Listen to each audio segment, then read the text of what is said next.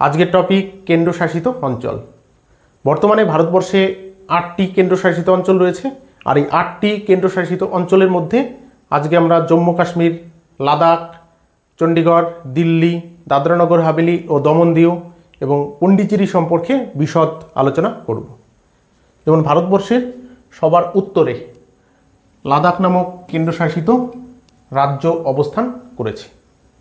2020 সালের আগে এই লাদাখ নামক কেন্দ্রশাসিত অঞ্চলটি জম্মু কাশ্মীরের অংশ ছিল, কিন্তু 2020 সালের 26শে জানুয়ারি লাদাখকে জম্মু কাশ্মীর থেকে আলাদা করা হয় এবং একটি কেন্দ্রশাসিত অঞ্চলের মর্যাদা দেওয়া হয়। আর এই লাদাখ হচ্ছে বর্তমানে ভারতের নবীনতম কেন্দ্রশাসিত অঞ্চল। যদিও এই একই সময় অর্থাৎ 2020 সালের 26শে জানুয়ারিতে জম্মু কাশ্মীরকেও একটি কেন্দ্রশাসিত অঞ্চলে পরিণত করা হয়। আবার ওই একই তারিখে দাদরানগর হাভেলি ও দমন দিউকে একসঙ্গে যুক্ত করে একটি কেন্দ্রশাসিত অঞ্চলে পরিণত করা হয়। তাই বলা যায় বর্তমান সময়ে ভারতের নবীনতম কেন্দ্রশাসিত অঞ্চল হচ্ছে লাদাখ এবং জম্মু কাশ্মীর। আর ভারতের বৃহত্তম কেন্দ্রশাসিত অঞ্চলও হচ্ছে তোমার লাদাখ। তাহলে ভারতের বৃহত্তম কেন্দ্রশাসিত অঞ্চল কোনটি? লাদাখ। লাদাখের রাজধানী শহরের নাম হচ্ছে লেহ। আর এই লেহ নামক স্থানে রাজস্থানের থর মরুভূমির তুলনায়ও কম পরিমাণে বৃষ্টিপাত হয়। তাই লেহ হচ্ছে ভারতবর্ষের সবথেকে শুষ্কতম অঞ্চল। আর লাদাখে বৃষ্টিপাত যেরকম কম হয় তেমনি উষ্ণতা খুব কম থাকে। এই কারণে সমগ্র লাদাখকে শীতল মরুভূমি হিসাবেও ধরা হয়ে থাকে। লাদাখে অবস্থান করেছে কারাকোরাম পর্বতশ্রেণী। আর এই কারাকোরাম পর্বতশ্রেণীতে অবস্থান করেছে সিয়াচেন নামক হিমবাহ।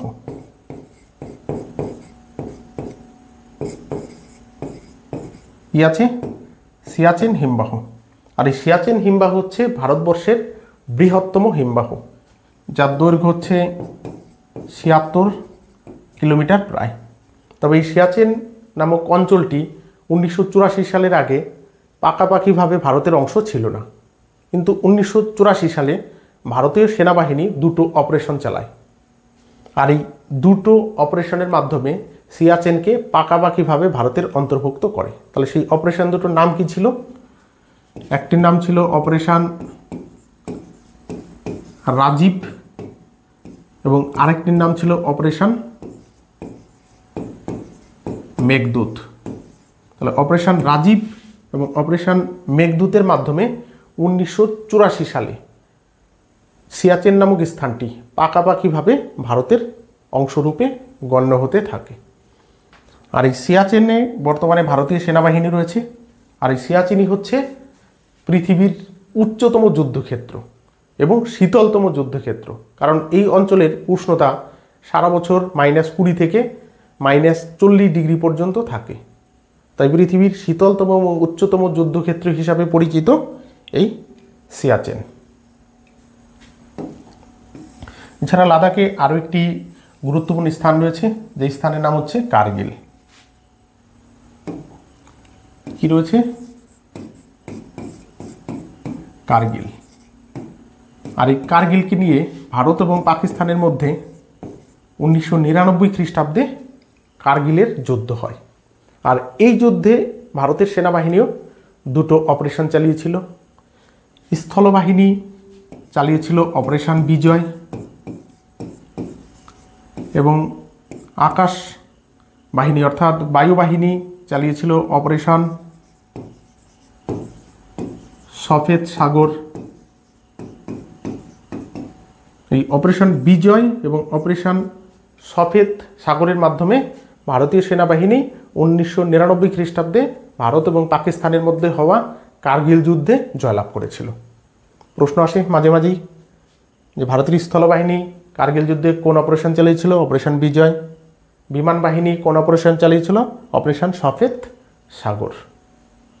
এইভাবে কার্গিল যুদ্ধে ভারতবর্ষ জয়লাভ করে এবং পাকিস্তান পরাজিত হয়।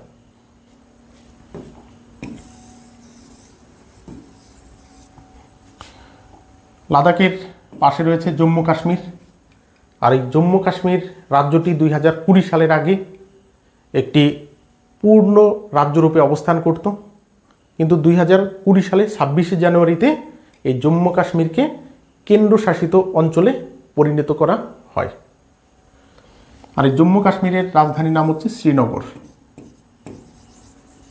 কি আছে? শ্রীনগর।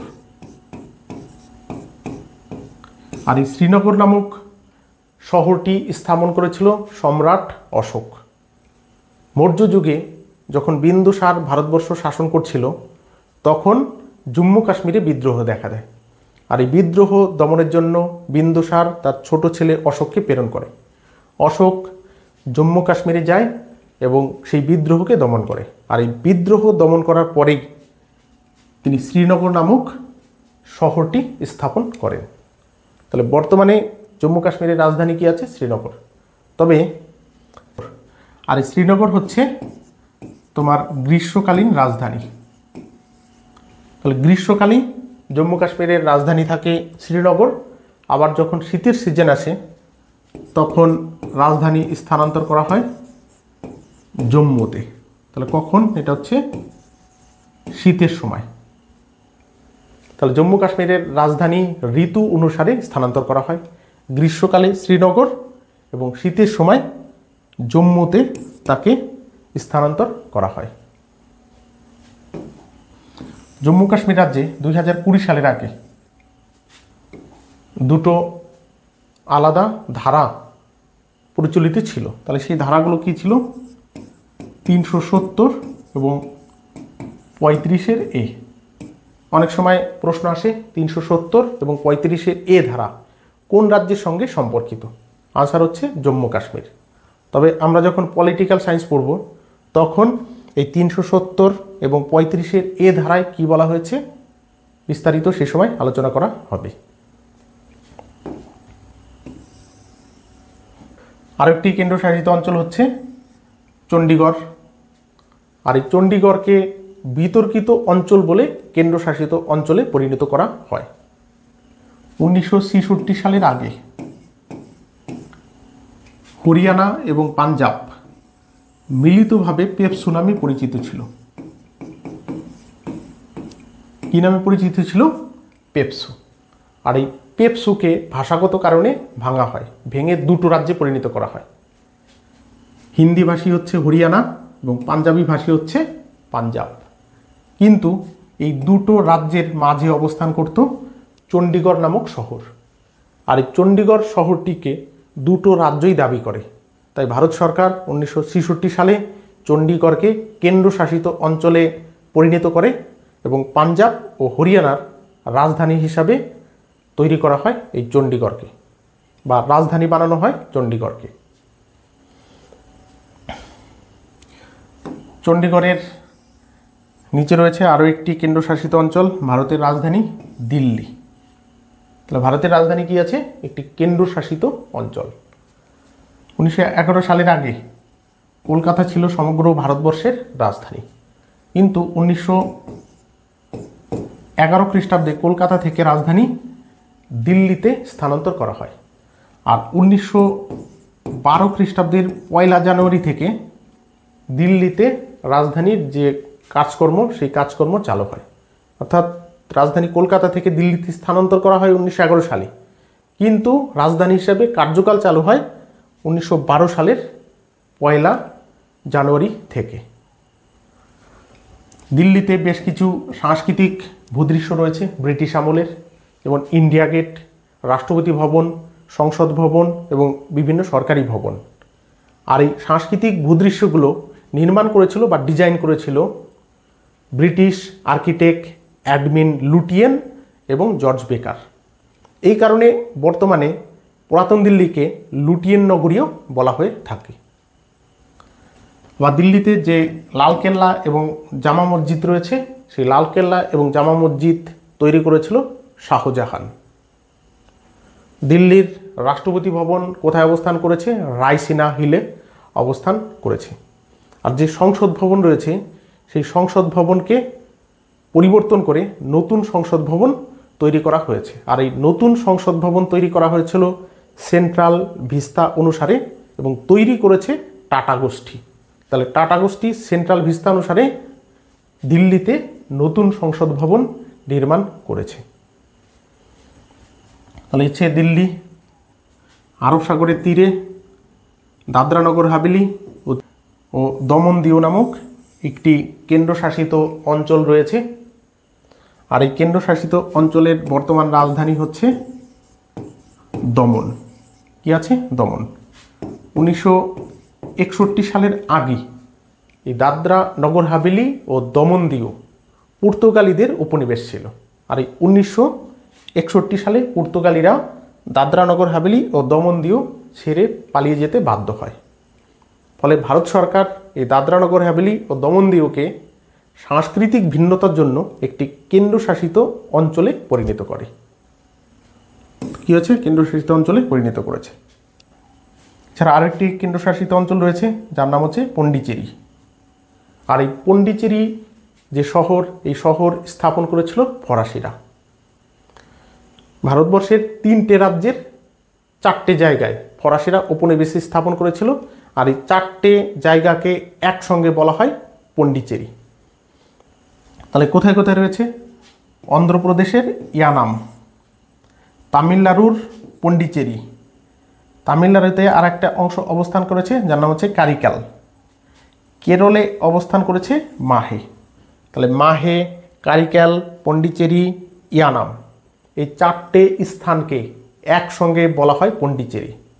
আর এই 4টে স্থানের মধ্যে সবথেকে বড় স্থান হচ্ছে পন্ডিচেরি। আর এই পন্ডিচেরি হচ্ছে এই 4টে ফরাসি ঔপনিবেশিক স্থানের রাজধানী। তাহলে অন্ধ্রপ্রদেশে পন্ডিচেরির ইয়ানাম অবস্থান করেছে, তামিলনাড়ুতে মূল পন্ডিচেরি এবং কারিকাল অবস্থান করেছে এবং কেরলে অবস্থান করেছে মাহি। তাহলে 4টে অঞ্চলকে মিলিতভাবে কি বলা হয়? পন্ডিচেরি। তাহলে পন্ডিচেরি হচ্ছে ভারতবর্ষের একমাত্র কেন্দ্রশাসিত অঞ্চল যেটা বঙ্গোপসাগর এবং আরব সাগর উভয়কেই স্পর্শ করেছে। অর্থাৎ পন্ডিচেরির একটা অংশ বঙ্গোপসাগরের তীরে অবস্থান করেছে, আরেকটি অংশ আরব সাগরের তীরে অবস্থান করেছে। তাহলে পন্ডিচেরি থেকে ফরাসিরা কত সালে বিতাড়িত হয় বা পালিয়ে যায়? এটা হচ্ছে 1954 সালে। তাহলে 1954 সালে ফরাসিরা পন্ডিচেরি ছেড়ে পালিয়ে যেতে বাধ্য হয়। আর 1961 সালে দাদরা নগর হাভেলি ও দমন দিউ থেকে পর্তুগালিরা পালিয়ে যেতে বাধ্য হয়। তাহলে এই হচ্ছে ভারতবর্ষের কয়েকটি কেন্দ্রশাসিত অঞ্চলের সংক্ষিপ্ত পরিচয় এবং বৈশিষ্ট্য। এর পরবর্তী ক্লাসে আন্দামান নিকোবর দ্বীপপুঞ্জ এবং লাক্ষা দ্বীপপুঞ্জের সম্পর্কে বিশদ আলোচনা করা হবে। ক্লাস এইখানেই শেষ করা হচ্ছে। সবাইকে ধন্যবাদ।